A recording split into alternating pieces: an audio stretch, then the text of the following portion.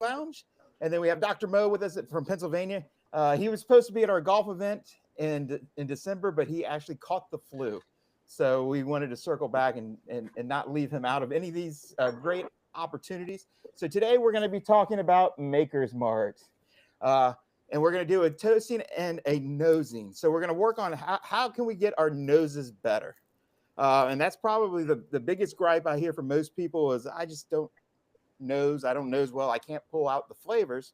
So this series will be designed to help you start pulling out more flavors out of your whiskey. So as your whiskey collection expands, your ability to pull out certain notes will expand with that. So first thing we're going to do is I just cracked my top Maker's Mart. So the first thing I want everyone to do is just go ahead and pour some in the glass, kind of swirl it around. And then I know we're going to be sacrilegious. We're going to actually pour it back into the bottle. This is a trick I learned from another whiskey friend of mine. A lot of people, when they nose the whiskey, they put their nose in so deep and they take big inhales. They blow up their olfactory senses with the ethanol. So if you actually take the glass and now we're just going to set it aside for a couple minutes, the ethanol will actually evaporate out. So when we go back and nose the whiskey, we can actually get all the flavors that the whiskey and not have to fight the alcohol. So, boys, before we get going, do you have anything to say? I'm excited. I usually drink my whiskey. I will nose and then drink it. Fair enough. I'm not used to having an empty glass. I promise we will drink the whiskey. I do promise that. Do we put our finger in and just kind of scoop up? No. They do that in Norway, but they don't do that here in the States. Okay. And Dr. Mo, give me an idea of what are some of your favorite whiskeys, things that you would like to see. Again, I'm excited too to try this experiment. And are you saying nose the whiskey, or are you saying notes? Because we're going to test out the notes. N-O-S-E. N-O-S-E. Okay. Yeah. Again, I like Blanton's. I collect the horses. I like Makers, of course. I like Woodford. Nice. So I have variety. A lot of the traditionals, I like that. See, but there's the danger. Once you start liking the traditionals, and you're gonna go, I'm gonna go try this one, and then you're like, uh-oh. Then here comes a whole new avenue, and then you're like, oh, I'm gonna try this one. Uh-oh. And then one day you look on the wall and you got 120 bottles of bourbon on the wall, and your wife yells at you every other night. It's my life. Every time I come home with a new bottle. Anyways. Anita's a saint. She is, because my barrel does hold 40 barrels, and I'm probably almost a full here too. So, yeah, I think I have a problem. All right, so let's learn a little bit about the history of Maker's Mart, and let's dive into the tasting here. So, Maker's Mart is a distillery nestled in Loretto, Kentucky. It's a historic site that dates back to 1805. However, it wasn't until 1953 that the Samuel family transformed it into the birthplace of the Bourbon Revolution. Bill Samuel Sr., which if you look at your bottle of Maker's Mark, you'll see SIV. That's for Samuel the Fourth, which is Samuel the Senior. So on every bottle, you'll see that. And you also see the star. Their farm is Star Farm. So that's why you see the star and the S1V. Okay. Samuel took a bold step. He burned his family's traditional recipe and literally started from scratch and created Maker's Mart. So what makes Maker's different than a lot of bourbon, especially back in the 50s? He used wheat as a second grain. So to be a bourbon, we know 51% has to be corn. So the second grain is actually red wheat. And what wheat does is give you that kind of softness, makes it a very approachable whiskey. And of course, the third grain would be malt. Pretty much every whiskey on earth has malt in it just because of the enzymes during distilling. So basically what he did is he took the family recipe, just threw it away. And then the vision came to life. Bill and his wife, Margie Samuels, who was a creative genius, extended far beyond bourbon making. Margie designed now what is the iconic square bottle. So the square bottle that was totally from his wife. Also, she created the jagged, you can kind of see the jagged labeling. So it looks like it's hand torn. So all of that was done by Margie herself. And the cool thing about Margie, and of course, she trademarked and created the red wax on top. Everyone is hand dipped. For that, she was the first woman ever introduced into the Bourbon Hall of Fame because of her marketing skills. And the red wax is actually trademarked. So that Wow. that's kind of cool. They actually own that process, which is pretty cool. In the 80s, Maker's Mark Distillery was honored as the first active distillery in the United States to be named a historical site. It's a living piece of history. They were one of the first distilleries that opened it up to customers. Most distilleries back in the kind of 1900s did not allow people to come through in tours. So they designed their entire setup for people to come in and experience it. And the really cool thing is they were a craft whiskey maker, and they stayed relatively craft even up to this date. They do not produce the barrels that everybody else does. They produce a bunch, but they have a very loyal following. Just kind of doing the quick notes.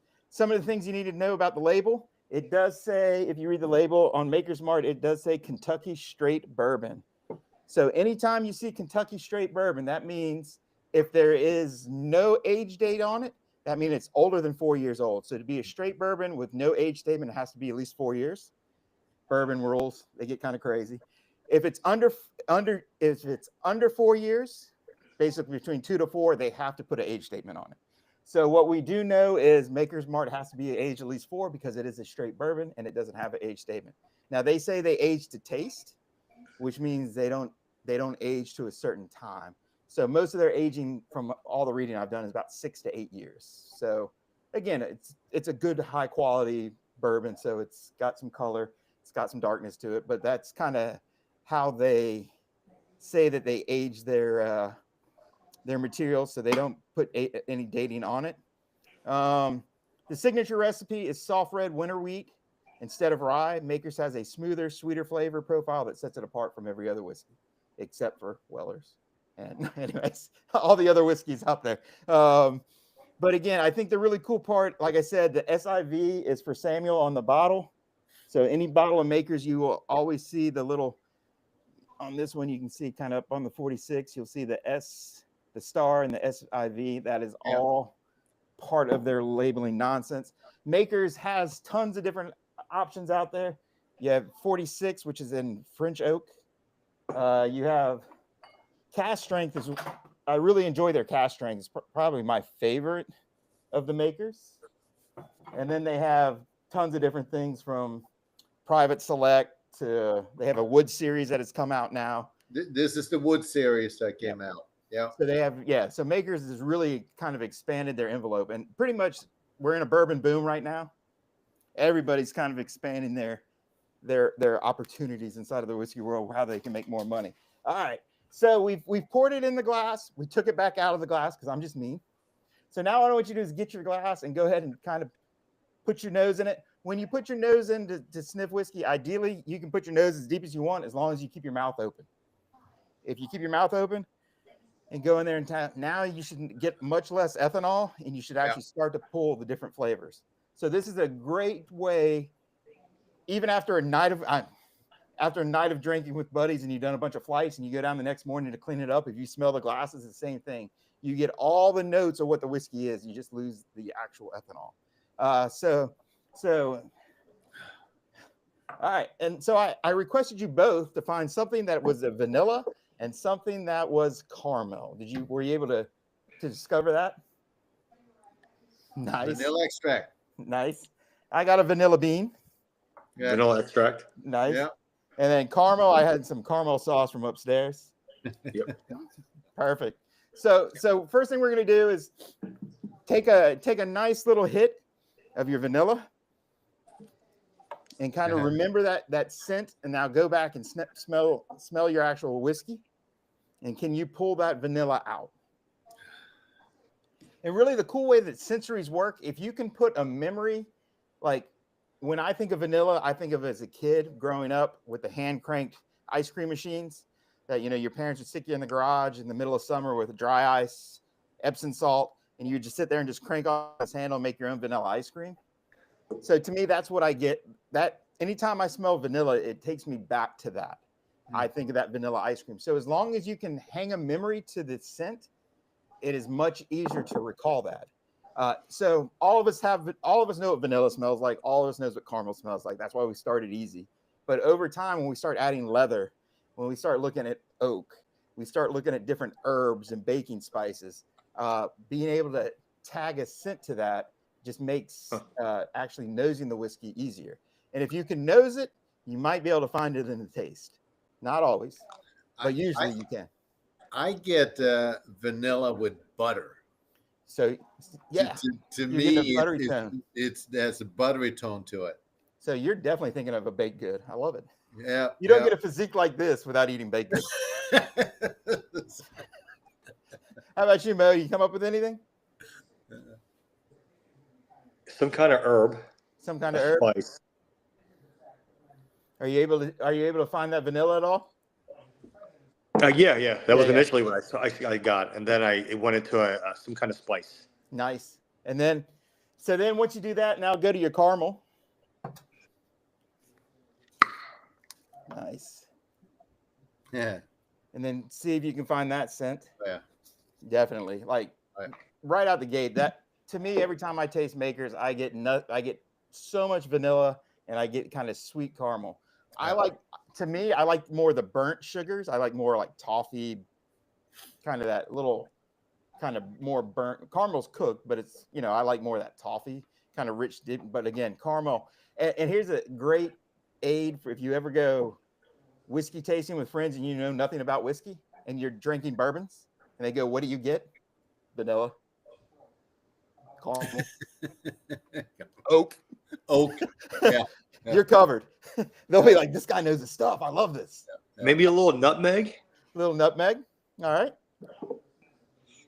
I mean, there's definitely baking spice. You're definitely starting to pull some baking spices out. Yeah. And again, most of that is coming from the barrel because it is aged 6 to 8 years. So again, it is a pretty older whiskey. So a great way to start isolating different notes is find some sort of tasting. So I have a bunch of different ones made. So I have cinnamon, I have nutmeg, I have clove, I have leather, maple syrup, toffee, and that was kind of my homemade kit. So I would sit down here, just pour a glass and say, "All right, what do I think I get nutmeg?" And I open up the nutmeg, smell nutmeg, and I come back. No, that's not the right flavor. And I actually, so the way I've really improved my nosing capabilities is just kind of testing it. So I encourage you don't have to drink to do this. So a lot of it, again, is just by nosing it, can I start to pull out these flavors? And again, the cool part is once you're able to really start identifying the different notes, whiskey really opens up to you. I know I was over at Eddie's not too long ago and we had a High West cask strength. And as soon as we sipped it, I was like, "Oh my God, this is the most butterscotched whiskey I've ever had." And then to me, again, that it was at Christmas time. So I thought back when I was a kid, we had these butterscotch cookies that we used to make every Christmas. And it just literally took me right back to that spot. Like in my head, I could see Christmas, I could see the cookie, and just a sip of whiskey instantaneously took me there. And I think that is where whiskey is really, really cool. You start to get those notes, you start getting those flavors, and you really start to understand the beauty of it. And also remember, whatever you take from it is what you take from it. If anybody goes, "No, that's not in there," you just tell them, "Shut the hell up. You're an asshole." I'm enjoying my whiskey, and this is what I get from it. Because again, we all have different scents, different memories, different connections to it. So nobody should ever tell you that you don't smell that. So, and that's where I'm also really concerned about. A lot of people will go to tasting notes and then go try the whiskey. I'd much rather you try the whiskey, pull out your own notes, and then go look at the tasting notes. That way you start to learn and pull stuff out. Because if not, if people are guiding you there, a lot of times you'll find what you like, or you'll find what they're telling you, whether it's there or not. The piece of. So let's go ahead and let's add our whiskey back to our glass. So I remember years ago, I went to a gin tasting. Yep. And I tried the gin, and it brought me back to Norway for Christmas. And I was sitting there like, why am I thinking of Norway? And why am I thinking of Christmas? And I suddenly go, "Does this gin have cardamom?" And he goes, "Yeah, it does." And I go, "Yeah, my mom always baked with cardamom for Christmas." Yep. And that's exactly what I'm getting. Yeah. And that's where my memory went, like right back to Christmas. Yeah. So the best thing you can do is find those scents, tag it to it. And anytime you can tag a scent, your brain can pull it out quick because it knows exactly where to go find it. So again, Makers is kind of, you're kind of getting that amber hue. We're getting a little bit red. It's 90 proof. So 45% alcohol. So good whiskey. You can see that the legs are coming down the side. They're kind of slow and wide. So it's viscous. It's an oilier whiskey, more, a little heavier, but same thing by the nose here. Man, I'm pulling tons of vanilla notes, pulling tons of caramel. I'm losing the baking spice with the actual ethanol in there. I'm getting just kind of more forward. I've kind of lost some of that baking spice. So cheers, Sláinte. Skål. Skål. I'm also getting a lot of big oaks. So mine is, 108 proof. Yeah. So you get more of the oak in this one. So when you take your first sip of whiskey, your first sip of whiskey is your primer sip, right? So anytime you go into a tasting or whatever, your first sip should be very little. You just kind of want to coat the inside of your mouth and then kind of take it down. Not really looking for a lot of flavor, just kind of priming the system saying, hey, here comes 100 proof alcohol. Get ready, body. I'm introducing a toxin. Get ready for it. And then every sip after that should get a little bit easier. And like I said, flavor-wise, you start to pull out more and more of those notes. So are you able to find those notes from the nose and the taste in the actual whiskey? Absolutely. Absolutely. Yeah. That's why we start with Makers. It's very easy.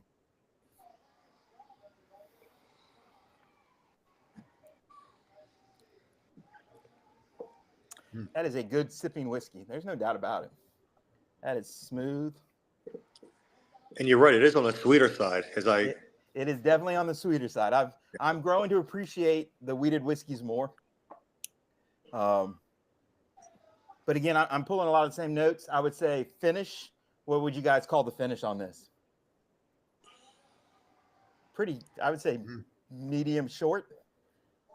Little dry mouth. I would say on the shorter. Yeah. Yeah, a little dry. But again, I'm getting I get the same flavors through. I get vanilla, I get sweet, I get that through the tasting, and even the finish, I get that vanilla kind of hangs around, that sweetness. And on the finish, I do capture a little bit of that baking spice again. So I'm pulling some more of that kind of dark spices, your cinnamons, cloves, nutmeg, kind of the darker baking spices, not your herbal spices, more the darker baking ones. So I do know the last time I had Makers. It doesn't linger. It doesn't linger at all. It's smooth, it's quick, little dry mouth, and it exits. Time to have another one. It's good to be drinking again, boys. Yeah, it's been like 42 days. Yes, I'm glad you're finally back in the game. I'm telling you, my whiskey collection just started growing and it just didn't go anywhere. It just kind of sat there. But I think overall, to me, I think Makers is really. I do remember the last time I had Makers. Now, I did a whiskey tasting with the Eddie's Whiskey Club. Well, I always get it wrong. What is it? Central Virginia whiskey. Oh, did we lose Eddie? He's reconnecting. The Whiskey Society of Central Virginia. There you go. Because they did Makers and they did, was it Green River or Green River or Green Valley, another wheated whiskey, and they kind of put them head to head. That was the last time I had Makers. So that was summer of last year. But again, I have grown to appreciate. I've actually grown to now appreciate the wheated whiskey, because I had Pappy's once and I was like, it's okay. It's really sweet. Oaky. It's okay. Everyone's like, oh, this is so good. I'm like, not my bag of tea. It was sweet. Pappy's was sweet. From what I recollect. Yeah. But Blanton's the same. All of typically your wheated whiskeys, again, you're going to get a little more sweetness, a little bit, because look, corn is going to be ungodly sweet. Now, corn doesn't hold up through the stilling process of getting the flavor of corn, but it is just a really sweet grain. And then you throw another sweet grain on top of that, and then malt is also sweet. So it's nothing but sweet grains throughout. So that's why, again, those tend to be a little on the sweeter side. And like I said, it is a great entry whiskey. great entry whiskey. So for people that aren't very accustomed to, I know makers did make a mistake a few years back. They tried to proof down their bottle from 90 to 80, and their loyal fans threw a fit, and they started losing their clientele. And then they quickly switched back to the original proof and have never changed it again. But I think that was in the 80s or early 90s that they actually tried to proof it down to create. Why do they proof down whiskey? Add more water. They can make more bottles. Allows them to produce more and more. Yeah. But yeah, the loyal fans were like, you have been 90 since 1953. What the heck are you trying to do to us? Don't change it. Yeah, don't change it. So needless to say, they stopped. Yeah. All right. So any thoughts? They are doing a lot of creative stuff now. Yeah. And I don't know if it's the grandson that's yeah. I think it's Robert. And that's Samuel okay. Now. Yeah. I really enjoy their cask strength. I really enjoy that one. A little more bite. You know, my home proof would probably be about 110 to 120. I like something with a little bit of, it's going to throw a little hook at you. It's not, so I like a little higher proof. But again, a year and a half ago, I would have not enjoyed this at all. I'd have been like, this is syrup, it's sugar, it's terrible. So again, in kind of my journey, I've kind of discovered, oh my God, Dr. Maker's actually pretty nice. It's a good little whiskey. Now, I wouldn't make an old fashioned out of it because that would be sweet on sweet on sweet. But, I would think a couple other cocktails would go pretty well in. Maybe a brown derby. Brown derby. Can't go wrong with that. Can't go wrong with that. What are your thoughts, Mo? Anything that you took away from Makers or tricks on nosing or anything you can help anybody that watches this? I found a way to appreciate it more. Yeah. Sure. I didn't know that I can, even with an amateur nose like that, actually extract out that vanilla and those notes, that caramel and the nutmeg and the spices. That's pretty cool. And that's the fun part. That to me, I like whiskeys. I have daily drinkers, ones that I'll sit down and have a good pour. But there's nothing better for me than a brand new bottle, something I've never tasted. You pour it in the glass and you're like, oh boy. It's almost Pavlovian. I probably start drooling a little bit. I start getting a little tick because I'm like, what is it going to be? I don't know. Is it going to be sweet? Is it going to be spicy? Is it going to be, what is it? So I think the beauty of it is every time it's different. Now the beauty too, if you try Makers and you don't like it the first time, which some of you might watch this and not like it, it's fine. Make sure you circle back and try it again because there's so many factors that go into tasting. What did you have for dinner tonight? You eat something spicy and hot, and then you go drink whiskey. A lot of times that will tone everything down. So it could have just been something you ate for dinner, can change the tasting. It could be a little under the weather and stuff. And here's a great trick. I'm going to put you on this, Mo. I don't know if I've done this to Eddie or not. So a lot of people tell me that my nose is not very good. It doesn't work very well. So what I want you to do on your next sip is I want you to hold your nose and take a sip and tell me what you taste. We have done this. Yes. We have.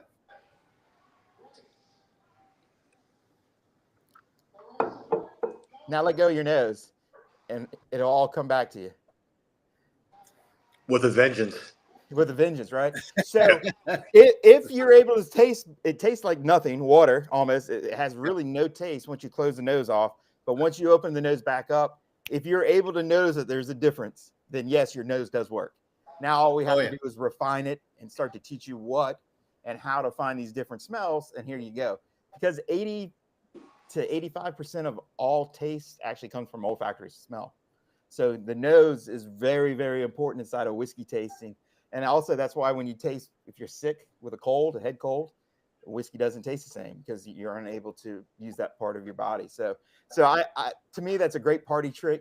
Get people to try it with their nose plugged and then pop the nose and they'll be like, okay, I get it. There's something there. So to me, those are some great tricks kind of as you're starting your journey inside of whiskey and to be able to start to find those notes. And it does, like you said, it does come with a vengeance. All those flavors, as soon as you let that oxygen and you kind of open up the nose, all those flavors hit you really hard. So again, it's a good way just to be able to test and see what's inside your whiskey. Cool. Yeah. Any questions? When's the next one? And when's the next one? We're going to do these once a month. Okay. And then I'm going to start doing tastings, flight every month as well. So I think next week, same time, Wednesday, We're going to do Elijah Craig small batch. We're going to do Maker's Mart. And then we're going to do Elijah Craig small batch, Maker's Mart, and I think Woodford. I think we're the three. I have to go back and look. Basically, 3 different bourbons. So we went Woodford, kind of your traditional bourbon. Maker's Mart, weeded, so it's going to be a little smoother, a little nicer. And then you have Elijah Craig that's going to be a little spicier, a little heavier in the rye. So it'll give you 3 different bourbons that are going to have 3 distinct flavors. And again, the beauty of them all is you can find them all in wonderful little traveler size. So I'm really trying to keep all of these in the beginning, like where you can go to your local ABC store and find the mini bottle, so you don't have to buy a whole bottle. Of course, I just go ahead and buy a whole bottle because why not? But again, for a lot of people, make sure you like it before you buy the big bottle. So I think we're going to do that next Wednesday. And then basically what I kind of have scheduled is every month, the second Wednesday of every month, we'll do the nosing. The third Wednesday of every month, we'll flight it. And I'm just going to continue that month after month. Come when you can. If you can't make it, that's fine. I'm going to record it. I'll put it inside a GolfCast so you can go back, open it up, and watch what you want. And then, like I said, the beauty of this is I can have up to 8 people in the video at a time. And then we can have an audience that can come in and they can ask questions. So other people inside the system might not be invited in as a guest, but could sit and watch us live as we're doing it and type in questions. And they can actually call and kind of voice into the phone as well. That's why I've changed software programs. So it should be pretty cool. But my goal is, again, is just trying to get people to be better at enjoying this wonderful freaking spirit. That's a good goal to have. Yes. Very good goal. Well, now I am officially a whiskey steward. So, I took a stupid class. You have a master degree now? I do. I'm going to hang it up as a shingle. It's like a broken bottle. But again, to me, like I said, I think Makers is a great start. Again, Elijah Craig single barrel or Elijah Craig small batch. And I'm pretty sure it was Woodford. I'm 99.9% sure because I bought a little bottle of Woodford. So I think that's what we're doing. So we got that. We got Elijah Craig. Oh, it might be Evan Williams. Okay. I'll text you. I know it's these two. I know it's Elijah Craig, and I know it's Makers. Because I was going to do Buffalo Trace because that's just a good sweet bourbon, but that's hard to find. It's a little hard to find. Yeah, I do have a bunch of the mini bottles of Buffalo Trace. Yeah. So I think that's why I stayed away from Buffalo, just because I saw people standing in line at an ABC store for Buffalo Trace. I'm like, it's $20 a bottle, man. Yeah, it's good. Just fly to Europe and pick up as many bottles as you want. That's what we've learned. Yeah, I go to Ireland and I get much better selection and much better whiskey bottles than I can in the States. Yeah, and they're everywhere. You come to the States, I was like, I've been searching for that bottle for 6 years. I have yet to find it in the States. But we're walking through a liquor store in Dublin, Ireland, and they have like a whole shelf of them. I'm just like, there you go. So Mitcher's Toasted, very nice. So if you ever have a chance, Mitcher's Toasted, spectacular. Probably one of my favorites. Have you opened yours yet, Eddie? I have not opened mine because you have your open. So why do I need to open mine? It's very good. Chef's kiss. All right, gentlemen. I'll let y'all go for tonight. I will send out flight notes and all that next week. Mo, I'll put you in our mailing list so you'll get updates on what's coming up. So you'll make sure. Mo, did you join GolfCast? I can't remember.